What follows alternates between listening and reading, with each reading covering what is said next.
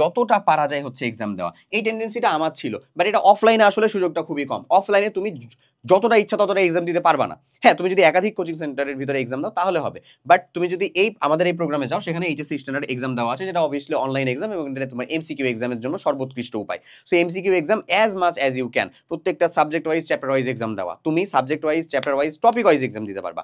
Exam দাও, exam দাও, নিজেকে জাজ করো, নিজের উইকনেসটা বের করো। এটা হচ্ছে তোমার শেষ সময়ের একটা, এই তিনটা স্ট্র্যাটেজি তোমাকে মেনলি ফলো করতে হবে। ফার্স্ট অফ অল, একটা চ্যাপ্টার যখন রিভিশন করতেছো তখন কিরকম ভাবে তোমাকে রিভিশন করতে হবে।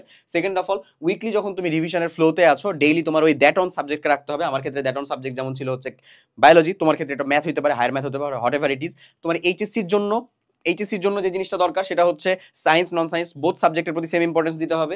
সেম টু সেম হচ্ছে এমসিকিউ প্র্যাকটিসের জন্য ভালো মতন তুমি এক্সট্রা একটা পোর্শন 20 মিনিট বললাম, যেটা এই 20 মিনিটের টাইম রেঞ্জটাকে হচ্ছে যে প্রত্যেকদিন ফিক্স রাখবা। 20 মিনিটের ভিতরে যতগুলো এমসিকিউ পারা যায় সলভ করার চেষ্টা করবা, এমন একটা কাজ। এবং লাস্ট অফ অল, যতটা পারা যায় হচ্ছে এক্সামে অ্যাপেয়ার হও, নিজের উইকনেসটা খুঁজে বের করো, খুঁড়ে খুঁড়ে বের করো যে আমার কোন জায়গার ভিতরে সমস্যা হয়ে আছে।